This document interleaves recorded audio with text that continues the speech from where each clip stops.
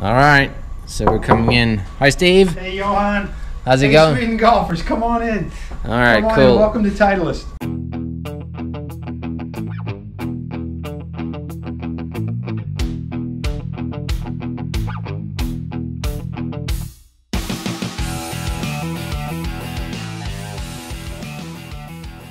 How long have you been here? Oh, I've been here 24 years. This is an interesting, it's a great group of people. It's a cool company, but it's part of the company profile just is, it comes from the fact that it's such a great brand. Yeah. And we're a bunch of golfers. Yeah. We're a bunch of golfers. We're responsible for running a brand in the company now. Sure. And kind of feel like our number one job is to uphold the promise that the brand means to so many people. Yeah.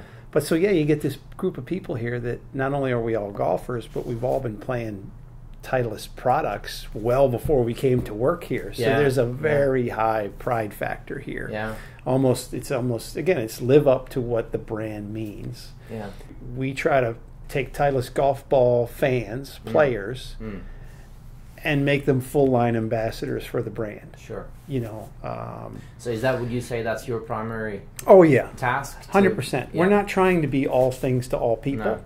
No. When you think about the type of golfer who chooses to play the Titleist golf ball or Titleist Pro V1, that's a player who's said, okay, I want to play the best. Yeah. I'm willing to pay for the best. Yeah. I'm going to play the best. Yeah. So the club team here really starts with that golfer. And okay, we know that golfer is that type of player. We call him a dedicated golfer. Yeah. I want to play the best. I want to get better. I like the Titleist brand. It means enough to me to go ahead and do that. Okay, that's not every golfer. No. Do you have an estimate of how big of a group is the dedicated golfer? Oh yeah, you know, you read all the different. If you go to all the federations around the world, you know, if you just said how many golfers are there in the world, Johan, you'll get 50 to 55 million. Yeah. If you say how many are dedicated, as a Titleist guy might, you'll get 7 to 8 million. Yeah. You know, it's a healthy portion. Yeah. That group, obviously, from a business perspective, supports new equipment very actively. Yeah. And so, you know, it's very real here in this building. Is, hey, our job is to make the best performing clubs for that group of golfers. How many years do you does your vision go into the future in terms of club design and club making? You'd be surprised. You know, we get the question all the time, where are you going to go from here? Because golf is such a regulated world. We have mountains of opportunities, and it varies by category. You know, even in drivers. In drivers, for example, which is the one a lot of people will say, well, okay, there's a limit on the CT, or it used to be the COR of the driver. Yeah. Okay, fine. But there's so much more we can do off center, you know, and raising there is a limit on inertia or forgiveness, but we're not there yet. Yeah. You know, the size of the sweet spot is essentially what it comes down to. There's so many different opportunities that we have to explore that. Yeah. The guys, I would say, practically speaking, you know, we run on what we call a 2-year life cycle. Yeah. So, and we make it's not a secret. You know, we think that's about as fast as we can go. Yeah. Because you really do owe it to your fan, your brand fans, to dedicated golfers in our case. You owe it to make sure that every product is really better than the previous one. So we run on 2-year life cycles, but the research is probably more like 5 to 6. Yeah. A lot of cases you'll see a product that has a feature to it that we literally have been working on for 5 or 6 years by the time it gets there. Have you seen a certain category evolve faster or more than others, like drivers versus wedges? Or let me a little bit of background is, again, because we're aimed at dedicated golfers. Dedicated golfers do things a little different, maybe, than a non-dedicated golfer. Yeah. One of those is in the way they outfit their bag. We think a dedicated golfer, they consider their driver and their 3-wood and their hybrids and their irons and their wedges and their putters as all pretty much individual selections. Yeah. You get to take 14 friends with you yeah. and your golf ball on every round, and you really ought to be pretty careful in how you pick those 14. Yeah. So, I think that's an interesting way to look at it. But, yeah. So when you say have there been moments or developments, we break the clubs into really 6 businesses, or 6, not businesses, it's the wrong word, 6 choices. Right.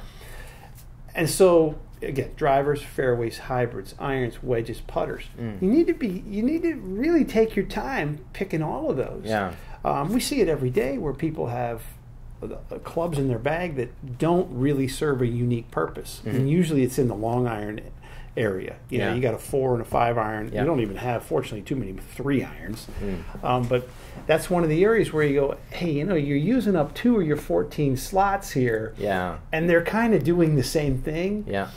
Yeah, there's a better way to do this. Another part of the bag that's frequently there's an opportunity. I want to be positive to get more out of it. Is in the wedges. It's just in pure gapping of your wedges. Yeah. I think what may sneak up on some folks these days is realizing how strong iron lofts have gotten in the set over the last 4, 6, 8 years. Hey, if you got a 44-degree pitching wedge or something, I think too many folks default to, well, my gap wedge is 52 degrees. Yeah. Hey, we've had more 50-degree gap wedges in play on tour for years than 52s. Yeah. So there's a little education there. Yeah. Finally, now the marketplace is caught up, and we're seeing more 50s go into play because it's probably a better choice. Yeah. It's just little things like that. But because they're considered, we like to have unique consideration for each of those categories. There have been advancements in all of them, from drivers over the years. There's obviously been some huge advances in driver technologies, but there's been sneaky, really good ones in irons too. Wedges, through Bob's leadership, SM6 is a phenomenal product. Yeah. Just the progressive CG nature of it, and the subtle evolution of all the grinds. Every one of those categories. When you look at what Scotty does, for example, the precision that he puts into every one of those putters, I wish everybody who plays a Cameron putter could see the precision that goes into them. Yeah. I mean, it blows your mind. But to him, it's all about making sure that everyone is perfect. People don't necessarily give putters the credit for the technology that's in them. Yeah. It's incredible what he puts in, the precision that goes into those, and a lot of it is just because it has to look exactly right, But so sorry for the long answer, no, that's but good. It's every one of the categories. Yeah. We've seen significant improvements in, I think. And you mentioned wedges there. Yeah. So you launched the SM6 at the Orlando show. Is that right?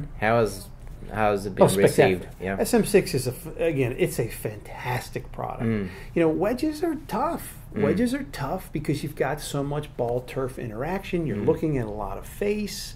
You have different techniques, whether you're steep or you're shallow, or Bob calls it a digger or a slider. Yeah. The conditions you're playing from, whether it's soft sand or firm sand. That's just in sand, and there's just so many different types of shots that you want to play. I think his approach has been absolutely brilliant in that from day one, and this started back in the mid 1990s. Is that when Vokey started? Bob with joined Titleist? the company in 95. 95. And we actually, his first job here, we asked him to come in because he'd had so much experience in golf club design.